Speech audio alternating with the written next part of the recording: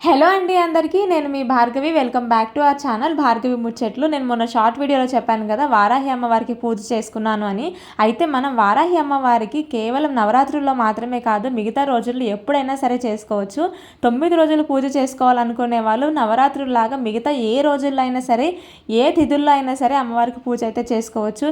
ఎలా చేసుకోవచ్చు, ఎప్పుడు చేసుకోవచ్చు అన్నీ నేనైతే కంప్లీట్గా వీడియోలో అయితే చెప్తాను. ఎక్కడ కూడా స్కిప్ చేయకుండా చూడండి. ప్రతి సంవత్సరం ఆషాఢ మాసంలో వచ్చి అమావాస్య మరుసటి రోజు నుంచి అమ్మవారికి 9 రోజులు అయితే నవరాత్రులు అయితే జరుపుకుంటారనమాట. అయితే అమ్మవారికి మనం నవరాత్రులు చేసుకోలేకపోయినా సరే మిగతా ఏ రోజుల్లో అయినా ఏ తిథుల్లో అయినా శుక్రవారం నాడు కానీ పంచమి తిథి నాడు కానీ ఎప్పుడైనా సరే మనం మొదలుపెట్టి అమ్మవారికి దీక్షగా 9 రోజులు నవరాత్రులాగైనా చేసుకోవచ్చు, లేదా నిత్యం దీపారాధన అయినా చేసుకోవచ్చు. మామూలుగా మనం దేవుడికి పూజ చేసుకుంటూ ఉంటాం కదా రోజు, అలాగైనా సరే అమ్మవారికి పూజ అయినా చేసుకోవచ్చు. నేను లాస్ట్ ఇయర్ అంటే కిందటి సంవత్సరం అమ్మవారికి నవరాత్రులు అయితే చేసుకున్నాను అనమాట. అంటే వారాహి అమ్మవారి నవరాత్రులు చేసుకున్నాను. కానీ ఈ సంవత్సరం మాత్రం నాకు కొంచెం వీలు కాక కుదరలేదనమాట, చేసుకోలేదు. కానీ ఆఖరి రోజు మాత్రం నాకైతే కొంచెం టైం అయితే ఉండింది చేసుకోవడానికి. ఇంకా ఆఖరి రోజు అయినా సరే ఒకసారి చేసుకుందాం అనిపించింది అమ్మవారికి పూజ. ఎలాగో నవరాత్రుల్లో ఆఖరి రోజు అమ్మవారికి ఒకసారి పూజ చేసుకుంటే బాగుంటుంది అనిపించింది. అలాగే ఈ వీడియో మీతో కూడా షేర్ చేసుకోవాలనిపించింది.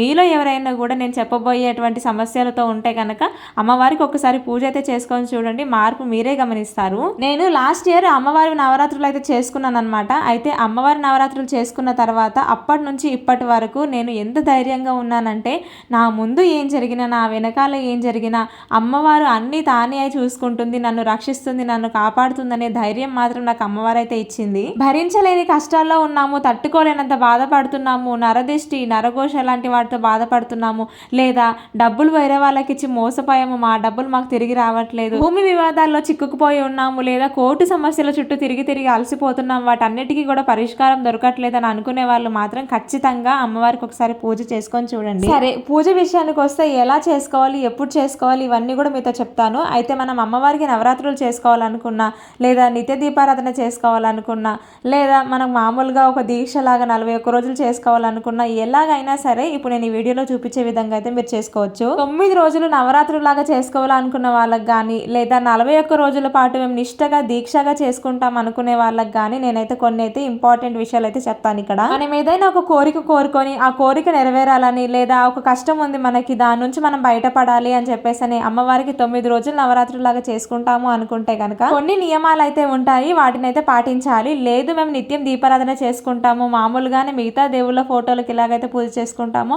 వారాహి అమ్మవారికి కూడా అలాగే పూజ చేసుకుంటాము, నిత్య దీపారాధన చేసుకుంటాము అనుకుంటే కనుక అలాంటి వాళ్ళకు కూడా నేనైతే ఎలా చేసుకోవాలని చెప్తాను ఈ వీడియోలో. సరే, ముందుగా నవరాత్రులాగా చేసుకోవాలనుకునే వాళ్ళకి, లేదా దీక్షగా చేసుకోవాలనుకునే వాళ్ళకి, ఏదైనా కోరిక కోరుకున్న నెరవేరాలని చెప్పి చేసుకునే వాళ్ళకి ఇలా చేసుకోవాలి ఏంటి అని చెప్తాను. మీరు వీలైతే అమ్మవారి ఫోటో తెచ్చి పెట్టుకోండి. లేదు అనుకుంటే కనుక మీరు లలిత అమ్మవారికి కానీ, లేదా లక్ష్మీదేవికి కానీ, దుర్గమ్మకి కానీ ఎవరికైనా సరే నేను చెప్పబోయే విధంగా అయితే మీరు పూజ అయితే చేసుకోవచ్చు. లేదు మాకు ఇంకా కొంచెం మంచి పాజిటివ్ వైపు రావాలి, మాకు ఇంకొంచెం ధైర్యం వస్తుంది అమ్మవారి ఫోటో తెచ్చుకుంటే అనుకుంటే కనుక మీరైతే అమ్మవారి ఫోటో అయితే కూడా తెచ్చుకొని పెట్టుకోవచ్చు. సంవత్సరానికి ఒక్కసారే కదా ఆషాఢ మాసంలో అమ్మవారి నవరాత్రులు వచ్చేది, మరి మిగతా టైంలో మేము ఎప్పుడైనా నవరాత్రులు చేసుకోవాలంటే ఎలా అని మీకు డౌట్ రావచ్చు. మీరు 9 రోజుల పాటు ఎప్పుడైనా నవరాత్రులాగా చేసుకోవాలి అనుకుంటే ఏ రోజైనా మొదలుపెట్టి 9 రోజుల పాటు అమ్మవారికి పూజ అయితే చేసుకోవచ్చు. కాకపోతే మీరు మార్నింగ్ చేసుకునే దానికంటే కూడా నైట్ టైంలో అమ్మవారికి పూజ చేసుకోవడం బెటర్. ఈవినింగ్ 6 తర్వాత అంటే సూర్యాస్తమయం తర్వాత మీరు ఏ టైంలో అయినా సరే, ఎంత చీకటి అయినా సరే మీరైతే పూజ అయితే చేసుకోవచ్చు. అండ్ మీరు ఇక్కడ అమ్మవారికి పూజ చేయాలి అనుకుంటే, అంటే 9 రోజులుగా పూజ చేసుకోవాలి అనుకుంటే కనుక మొదలు పెట్టాల్సింది మాత్రం ముందు రోజు, అంటే ఏ రోజైతే మీరు పూజ చేయాలనుకుంటున్నారో ఆ రోజు నైట్ మొదలు పెట్టండి. ఇంకా నెక్స్ట్ డే మార్నింగ్ అయితే మీరు మామూలుగా దీపారాధన చేసుకోవచ్చు డైలీ. అలాగా నైట్ కూడా మళ్ళీ అమ్మవారికి పూజ అయితే చేసుకోవాలన్నమాట. మార్నింగ్ నైట్ అలాగా. కాకపోతే స్టార్ట్ చేయడం మాత్రం నైట్ స్టార్ట్ చేయాలి, మీరు ఎప్పుడైతే ఏ రోజైతే స్టార్ట్ చేస్తున్నారో ఆ రోజు. అండ్ ప్రతిరోజు కూడా 9 రోజుల పాటు మీరేమీ ఒంటిపూట భోజనం చేయాల్సిన పని కానీ, లేదా ఉపవాసం చేయవలసిన పని కానీ ఏమీ లేదు. మీరు 3 పూటలు కూడా తినొచ్చు. వీలైతే ఒక పూట మానేయండి, లేదు 9 రోజులు ఉండలేము అనుకున్నా కూడా పర్వాలేదు. అయితే 9 రోజులు నిష్టగా మేము నవరాత్రులాగా చేసుకుంటాము అనుకునే వాళ్ళు మాత్రం ఉల్లి వెల్లుల్లి నాన్ వెజ్ తినకూడదు. అలాగే బ్రహ్మచర్యం పాటించాలి, భూషయనం అంటే కింద పడుకోవాలి. ఇవన్నీ చేయగలిగితే మీరు 9 రోజులు దీక్షలాగా పెట్టుకోండి.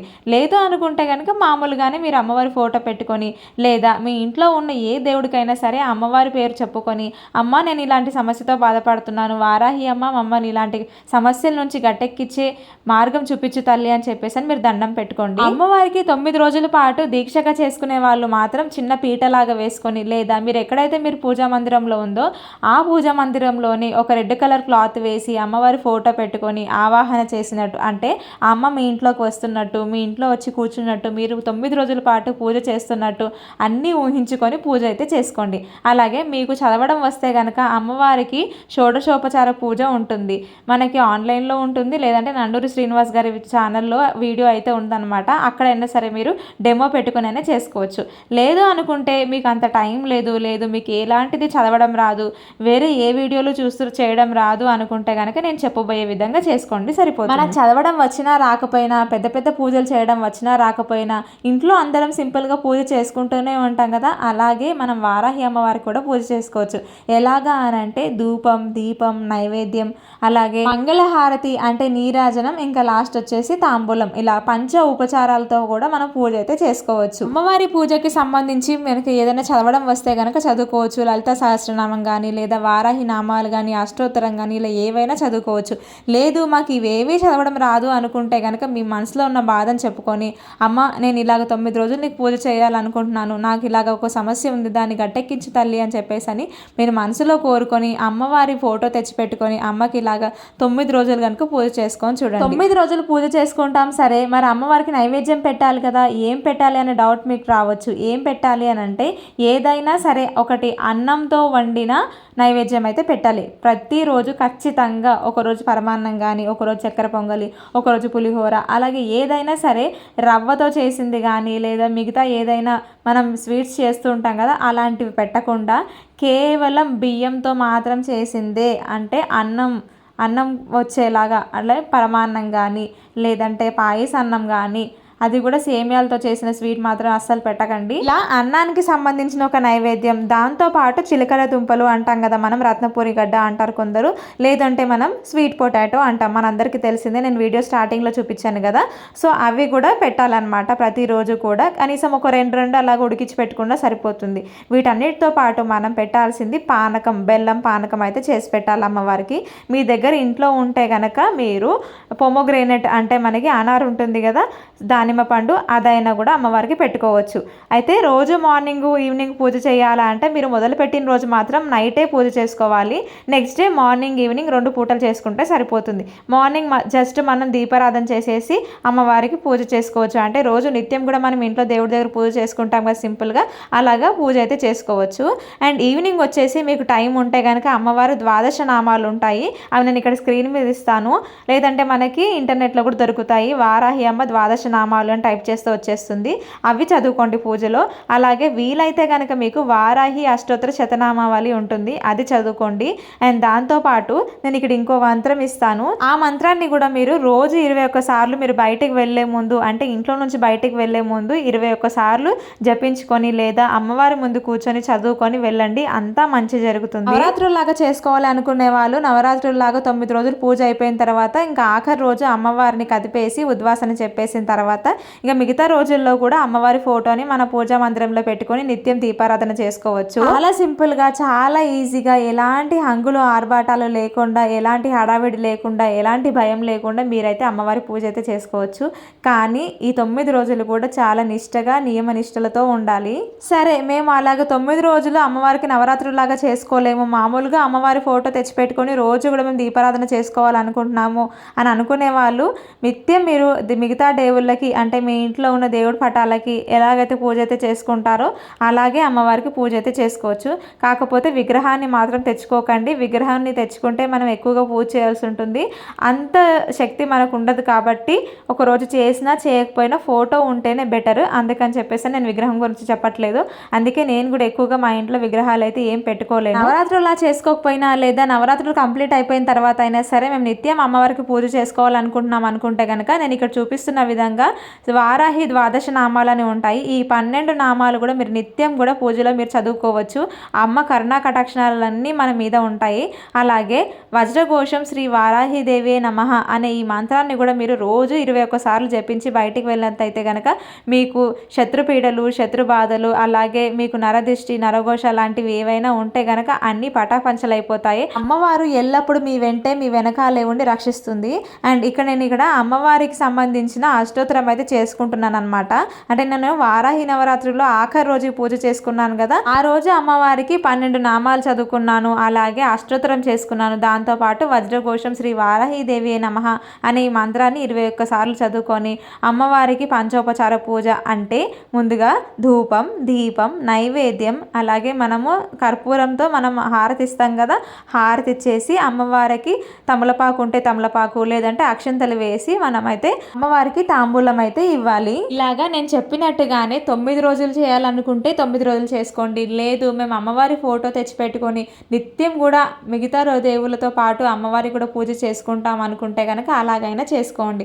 చాలా సింపుల్గా ఈజీగా చేసుకోవచ్చు. మనకి ఏవైనా మంత్రం చదవడానికి వచ్చినా రాకపోయినా కూడా అమ్మవారికి మీరైతే మీ మనసులో ఉన్న బాధ చెప్పుకొని, అమ్మ నాకు వచ్చినట్టుగా నేను ఇలాగ పూజ చేసుకుంటున్నాను, నన్ను కరుణించు తల్లి అని చెప్పుకున్నా సరిపోతుంది. లేదు మీకు చదవడం వచ్చు అనుకుంటే కనుక మీరు అమ్మవారికి లలితా సహస్రనామం కానీ, లేదా అమ్మవారికి ద్వాదశ నామాలు అని చెప్పాను కదా, అవైనా సరే వారాహి అమ్మ ద్వాదశ నామాలు కానీ, లేదు అనుకుంటే కనుక నేను ఇందాక చెప్పిన మంత్రం కానీ, లేదంటే వారాహి అమ్మ అష్టోత్తర శతనామాలు కానీ ఇవన్నీ చదువుకొని మీరైతే పూజ అయితే చేసుకోవచ్చు. నవరాత్రుల్లాగా చేసుకుంటే మాత్రమే ఆనియన్, గార్లిక్ అంటే ఉల్లి వెల్లుల్లి మానేసి నాన్ వెజ్, భూషయనం, బ్రహ్మచర్యం ఇలాంటివన్నీ పాటించాలి. నిత్యం మనం అమ్మవారి ఫోటో ఇంట్లో పెట్టుకోవాలి అనుకుంటే కనుక అవన్నీ పాటించాల్సిన పని లేదు. పొద్దున్నే మీరు అమ్మవారి ఫోటోకి దగ్గర పూజ చేసుకుంటారు కాబట్టి మళ్ళీ మీరు నాన్ వెజ్ వండుకున్నా తిన్నా కూడా దేవుడి దగ్గరికి వెళ్ళి అక్కడ ఏం ముట్టుకోకుండా ఉంటే సరిపోతుంది. తెలియని భయం, ఆందోళన, చిక్కుముడు లాంటి ప్రశ్నలతో మనం బాధపడుతున్నాము, అసలు వాటికి సొల్యూషనే లేదు అని అనుకున్నప్పుడు ఒక్కసారి అమ్మవారికి ఇలాగ పూజ అయితే చేసుకొని చూడండి. వాటన్నిటికీ ఆన్సర్ అమ్మే చూపిస్తుంది, మనకు దారి తనే చూపిస్తుంది. దీనికి సంబంధించి ఇంకా ఎవరికైనా ఈ వీడియో చూసిన తర్వాత ఇంకేమైనా డౌట్స్ ఉంటే కనుక నన్ను కమెంట్ సెక్షన్లో అడగండి. తప్పకుండా మీ డౌట్స్ అన్ని కూడా క్లియర్ చేస్తాను నేను. ముఖ్యంగా కోర్టు సమస్యలు లేదా భూమికి సంబంధించిన సమస్యలతో బాధపడుతున్నాము అనుకుంటే కనుక అమ్మవారు వాళ్ళందరికీ కూడా వెంటనే చక్కని పరిష్కారాన్ని అయితే చూపిస్తారు. మీలో ఎవరైనా కూడా ఇలాంటి సమస్యలతో బాధపడుతున్నట్లయితే కనుక వాళ్ళకి వెంటనే వీడియోని షేర్ చేయండి. వీడియో నచ్చితే మాత్రం ఒక లైక్ చేసి ఛానల్ని సబ్స్క్రైబ్ చేసుకోవడం మర్చిపోకండి.